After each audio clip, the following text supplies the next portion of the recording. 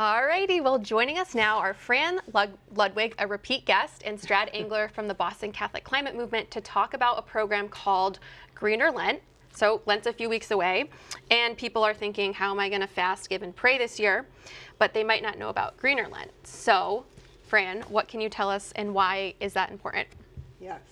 So first of all, Greener Lent is an online program to engage Catholics in fasting and giving alms and also praying, but also these things are in relationship to having an impact on climate change. We know that the poorest people in the world are the ones that are impacted the first and the worst with floods and droughts and wildfires and things like that. So each of the things that we want to focus on in Lent has something to do with the changing that impact of climate change. So the first one has to do with fasting. Now, when I was a kid, every Friday, no meat, right? I mean, this was 100 years ago. You're talking even outside of Lent. Oh no, during Lent, yeah. Well, and outside of Lent too, of course, yeah. But I never understood why. So Greener Lent actually gives us a reason why. And this is something that I only really learned as an adult a few years ago too, is the heavy impact that production of meat has to do with climate change. And it turns out that the thing that has the most impact is beef. So if you think about cows, they have an unusual way of digestion. And what happens is they, well, sorry to be gross, but they burp. And the gas that they burp is called methane, which you're familiar with if you have a gas stove, same stuff. But it turns out that methane is much more impactful on climate than even carbon dioxide. And so it makes a big difference. And the fact that we have 1.5 billion cows on Earth, you know, all those burps add up. And the other thing is that in order to grow a cow, you need to have, you know, something for the cow to eat. And so in a lot of cases, natural land is plowed under to make, you know, fields of corn or soy to feed cows, not only in this country, but also in the Amazon. And we know that the Amazon, the lungs of the earth, is what helps to absorb a lot of our carbon dioxide. And so that burning of the Amazon in order to make fields to grow food has a big impact.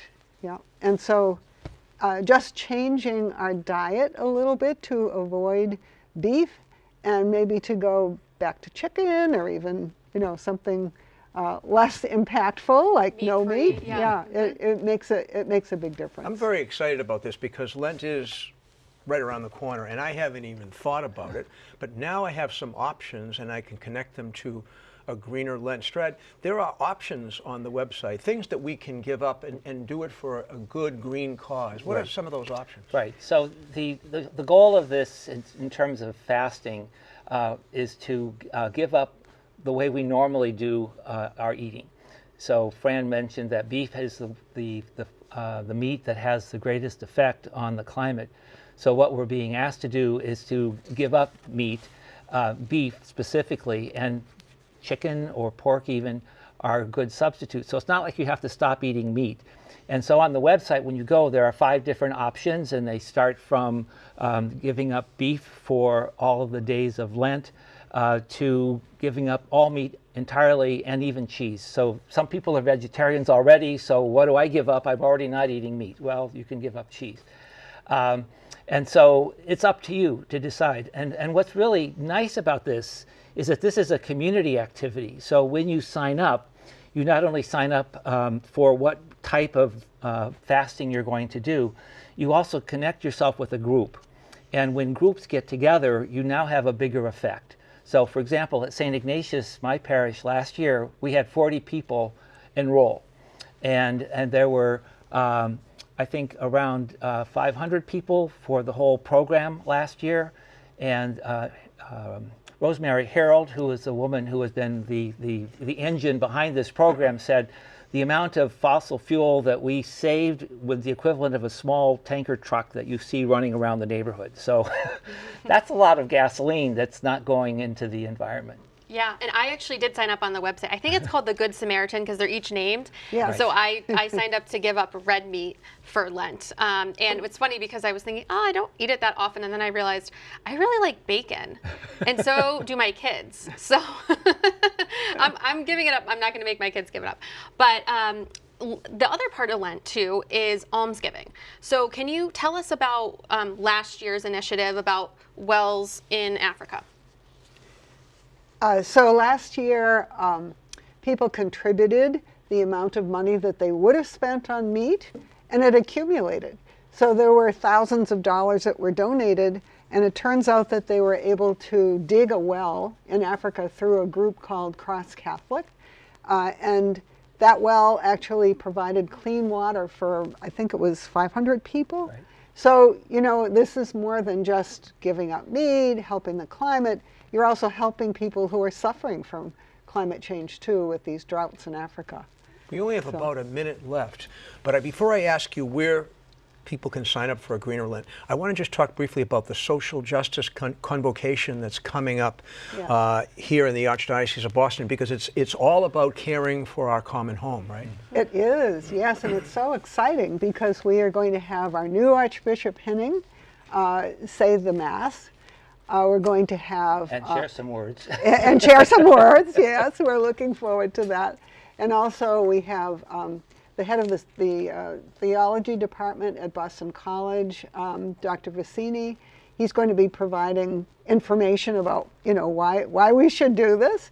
We also have a number of interesting workshops, everything from eco-spirituality to how you can save 100% of the cost of weatherization in your parish through a state fund. I even hear Victoria's involved. Yeah, that's right. Yes, Victoria is going to be the moderator of our panel. So we're very excited. Excited. Oh, the best thing? It's free. Yay! And where can people sign up for a Greener Lent? It's greenerlent.org. That's it. That's it. That's Pretty it. simple. Easy. And parishes can also enroll if they'd like to do this for a community and get their names on the list of parishes. So Boston Catholic Climate Movement is one of your options. St. Ignatius is another option. The parish that Fran's in is also an option. There are a couple of others in the Boston area. And there are resources there for parishes, Lots too. of resources on Yeah, how to any do parish it. can participate. You don't Yes. have to have your parish listed on the Right. website. So That's even if right. you're not, you can just enroll Sign as an up. individual. Yeah. Right. Strad, And every Fran. week you get a message that tells you how much your contribution made a difference. Love that.